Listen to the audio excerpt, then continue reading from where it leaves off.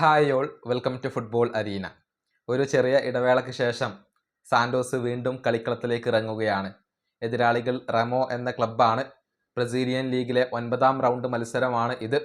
ഇന്നാണ് ബ്രസീലിൽ ഈ മത്സരം നടക്കുക. ഇന്ത്യൻ സമയത്തിലേക്ക് വരുമ്പോൾ നാളെ പുലർച്ചെ 3:30 ഈ ഒരു മത്സരം ഉണ്ടാവുക. ഈ മത്സരത്തിൽ നെയ്മർ ജൂനിയർ കളിക്കുമോ?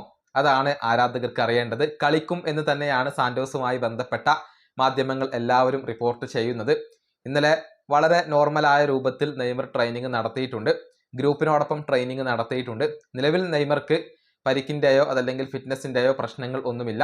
അതുകൊണ്ട് തന്നെ നെയ്മർ ജൂനിയർ സ്റ്റാർട്ട് ചെയ്യും എന്നാണ് ഇപ്പോൾ പ്രതീക്ഷിക്കപ്പെടുന്നത്. പുതിയ പരിശീലകനായ കൂക്കയ്ക്ക് കീഴിലാണ് നിലവിൽ സാന്റോസ് ട്രെയിനിങ് നടത്തുന്നത്. അദ്ദേഹത്തിൻ്റെ കീഴിലായിരിക്കും നാളെ സാന്റോസ് ഇറങ്ങുക. ഏതായാലും സാന്റോസിൻ്റെ ഒരു പോസിബിൾ ലൈനപ്പ് കൂടി നമുക്കൊന്ന് പരിശോധിക്കാം.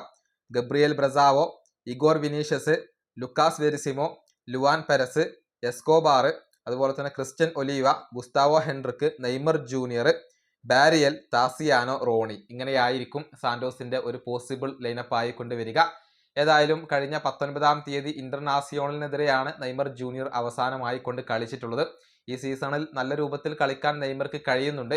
പക്ഷെ പരിക്കുകൾ മാത്രമാണ് അദ്ദേഹത്തിന് ഒരു വലിയ തടസ്സമായി കൊണ്ട് നിലകൊള്ളുന്നത്. നാളത്തെ മത്സരത്തിൽ നെയ്മറുടെ ഭാഗത്തു നിന്ന് മികച്ച ഒരു പ്രകടനമാണ് ആരാധകർ ഇപ്പോൾ പ്രതീക്ഷിക്കുന്നത്. ഈ വീഡിയോ അവസാനിപ്പിക്കുന്നു. അടുത്ത ടീം കാണാം.